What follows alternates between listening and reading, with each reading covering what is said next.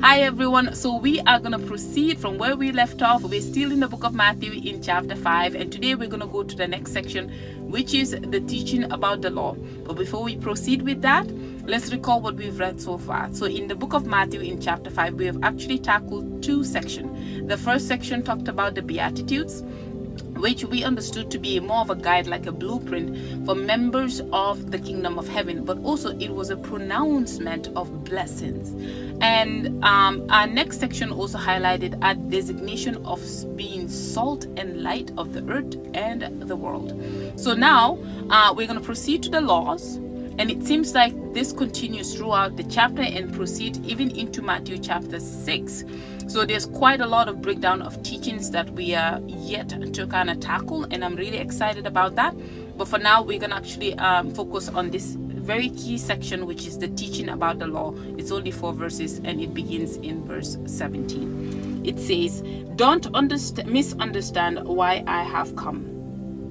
I did not come to abolish the law of Moses or the writings of the prophet. No, I have come to accomplish their purpose.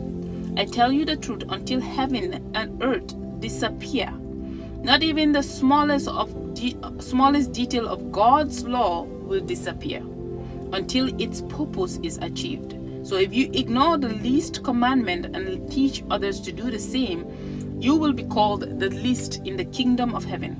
But anyone who obeys God's laws and teaches them will be called great in the kingdom of heaven. But I warn you, unless your righteousness is better than the righteousness of the teachers of religious law and the Pharisees, you will never enter the kingdom of heaven." So I think there is some key emphasis there in this breakdown, but I wanted to kind of touch on the law of Moses. There was about 613 laws specifically. 365 of those laws were don'ts, and then 248 of those laws were do's. So the 10 commandments served more of a summary of the foundation of the 613 laws. So that was interesting, because we all are privy to what the 10 commandments are. So the purpose of the law, again, it was to guide Israel, and also to actually support and guide them into their understanding and their need for a savior as well. Because if you can get an understanding of Israel's walk with God, you will understand why it was needed for a savior to not only deliver us, but also to redeem us and reconcile us to the Father. So, and then I was kind of stuck with the writings of the prophets. So how many prophets were there? Right? So we had the opportunity and the key emphasis of actually getting an understanding in the New Testament of the reference that was made in the book of Matthew that dates back to the Old Testament. But it looks like, from just research, there was well over 1,000 prophets. The major ones were highlighted very specifically in the New Testament specifically. Jesus' purpose and will was not to come and make anybody comfortable. He came to transform, giving us an opportunity to be reconciled with the Father. Some, of course, were drawn to him, and others rejected him, as we know today. And then there was this very key aspect of how he reverenced God's laws, and he made it very plain and clear here.